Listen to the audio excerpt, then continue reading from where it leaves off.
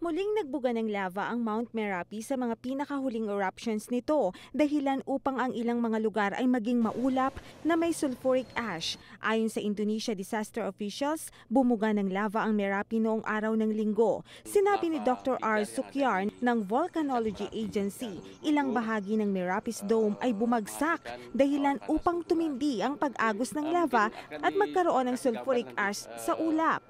Wala namang iniulat na nasawi noong Linggo at patuloy na naka-standby ang mga military trucks at ambulances. Sinasabing ang malakas na pagsabog nito noong Sabado ang nagbigay ng maraming asya sa bayan ng Yogyakarta, may 30 kilometro ang layo.